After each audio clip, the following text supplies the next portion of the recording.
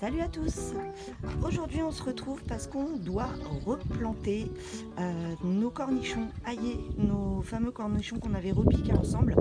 Ils ont quand même assez bien grandi, ils sont plutôt balèzes et il est temps pour nous justement aillés de les mettre en terre et plus précisément dans la serre. Bon, alors ah oui, je vous ai pas montré la dernière fois, il y a eu un peu de changement au niveau de la serre.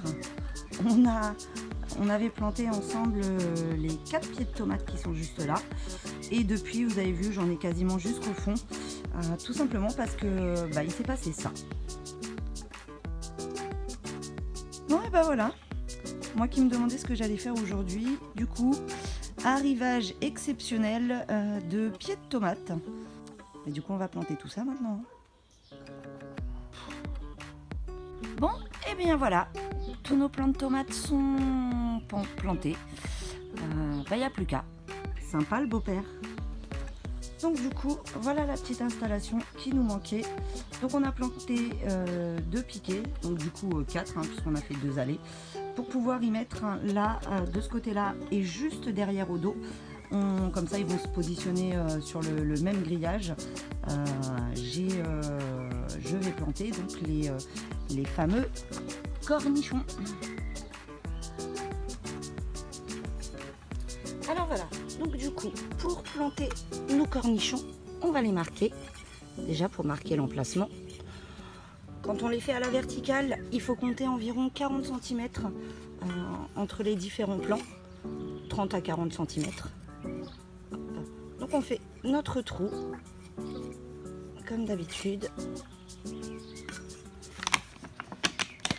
On y met de l'eau.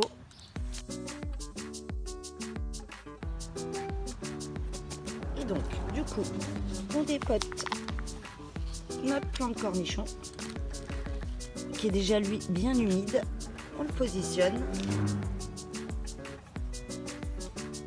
Et on met la terre.